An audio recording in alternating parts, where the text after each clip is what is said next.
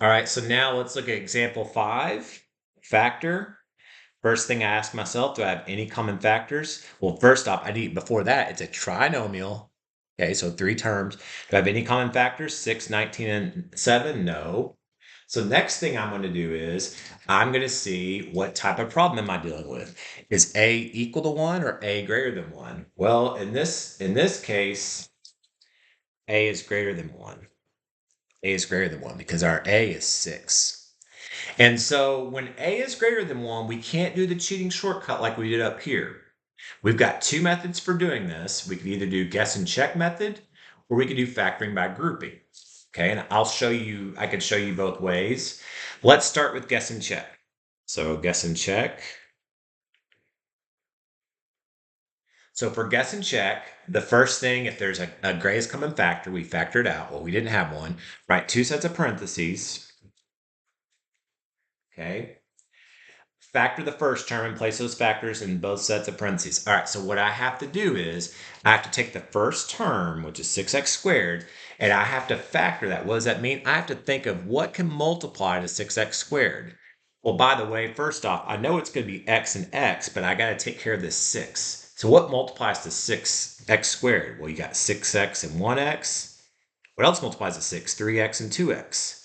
So I've got to guess which one of those I think is right. Okay, so I'm going to guess. Do I think it's 6 and 1? Or do I think it's 3 and 2? I'm not sure, honestly. I'll guess 3 and 2. So I'm going to guess 3 and 2. I might be wrong. So I'm going to put 3x in one and 2x in another spot. Okay? Next, determine the signs that need to be placed in the parentheses. All right, if the last sign is a negative, the last sign's a negative, last sign's a negative right there, you're gonna have one plus and one minus. So one of these need to be a plus, one of these need to be a minus, okay? So I'm gonna put the plus right here and the actually I'm gonna flip that. Flip that. I'm gonna put the plus right here and the minus right here, okay? I'm not sure if that's right or not. I'm just guessing, okay? So I'm just guessing. I could be wrong. I'm just trying to make a logical guess. I could have, but I just trying to guess where those go. Okay, 5. Factor the last term and place these factors in both sets of parentheses. Okay, so the last term is 7. Now you're not going to look at the negative. You're just going to look at the 7. So what multiplies to 7? Well, you got 7 and 1. So you have to put 7 in one spot and 1 in the other spot. Okay. So I've got to guess what I think the right answer is. Okay, so I'm going to guess 7 goes here and 1 goes here. And let's see if I'm right. So how do I know if I'm right? Well, what I'm going to do is I'm going to multiply the outers and the inners together to see if they equal the middle. Well, what am I talking about? I'm going to multiply I'm going to do the inside first, actually. So I'm going to do the inside terms. Negative 7 times 2x is negative 14x. And then I'm going to do the outers, 3x and 1. 3x times 1 is 3x. And I'm going to add those together. I'm going to see, do those add together to give me 19? Negative 14 plus 3, okay, is negative 11. Negative 11 is not 19x. I need this to be 19x. That was negative 11x. Guess what? I guessed wrong. So when you guess wrong, what you have to do is you have to flip something. You have to switch something. So I can either switch the signs, I could switch the 3 and the 2, I could go switch back to 6 and 1, or I could switch the 1 and the 7. I'm going to switch the 1 and the 7. Okay. By the way, this is kind of hard to do at first, but if you work hard at this method, you can get pretty good at it. So let's do this again. Negative 1 times 2x is negative 2x.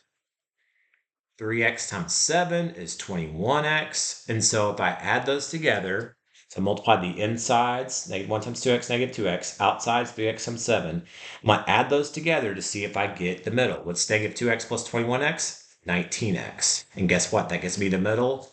So that's my answer. That's how you do guess and check. So if you like that method, go with it. If you don't like that method, there's a step-by-step method that works every single time. We're going to explore that method here. Okay, this is called the grouping method. Okay, the grouping method, or factoring by grouping. So the first thing you do for the grouping method, well, actually the first thing you need to always do is see if we have any common factors. We don't. So next, you're going to multiply the first and the last terms together. So 6x squared times negative 7 So it'd be negative 42x squared. And what you have to do here is I'm going to make a little t-chart. I've got to think of two terms that multiply to negative 42x squared, but add to 19x. So I've got to think of those things. Now, how do you multiply to a negative? You need a negative and a positive. So if you do have a negative and a positive, I'd put the negative on the left, the positive on the right. If x and x. Let me show you an example of something that won't work. Let's do 6 and 7. 6 and 7. Negative 6 times 7 is negative 42. That's great. Or negative 6x times 7x is negative 42x squared. That's great. What's negative 6x plus 7x? That's not negative 19x, so that's not going to work. Let's try negative 21x and 2x. Negative 21x times 2x is negative 42x squared. Negative 21x plus 2x is, actually, I need to flip the signs here. I apologize. Plus, I'm going to put the minus there. I apologize. I should have flipped the signs. So I had it wrong, but I'll flip the signs. So 21x and negative 2x. 21x times negative 2x is negative 42x squared. 21x plus negative 2x is 19x. Now, what I'm going to do is I'm going to rewrite this expression plugging in these two terms for the middle term. So I'm going to have 6x squared plus 21x minus 2x minus 7. So it's the same thing as that, except for I substituted these two terms in for the middle term. Okay. Next thing I want to do is I want to factor by grouping. So this goes back to example 2. So factoring by grouping, I have 4 terms. Okay, so I'm going to put parentheses around the first two. Now, before I factor, remember, this needs to be a plus here. So I'm going to put plus negative 2. So I need to have a plus sign in the middle. Parentheses around the first two terms, parentheses around the last two terms. This is why I recommend I should have put the negative 2x first and the 21x second, but that's fine. Now I'm going to take the greatest common factor in each term. So 6x squared and 21x, what do they have in common? Well, 6 and 21 have 3. And then x squared and x have x in common. So I'm going to divide each of these by 3x. So I'm going to divide each of these numbers by 3, and I'm going to take out an x out of each of those terms. 6 divided by 3 is 2. Add 2 x's, took 1 out, so 1's left. 21 divided by 3 is 7. Now remember, whenever your leading coefficient's negative, you have to take out a negative. Okay, now let's ask ourselves, what does 2x and 7 have in common? Well, they don't really have anything in common except for 1, so I'm going to take out negative 1. And I'm going to divide each of these by negative 1. Each of these terms by negative 1. Negative 2x divided by negative 1 is 2x. Negative 7 divided by negative 1 is 7. And my goal is I need these two to be the same. I need these two terms to be the same. Are they the same? Yes. And so just like we did on the front page, if you remember, let's go back to example 1D.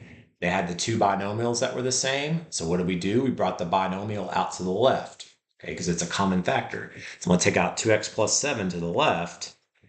And I'm going to be left with, what if I take out 2x plus 7, 2x plus 7, I'm left with 3x plus negative 1, which is 3x minus 1.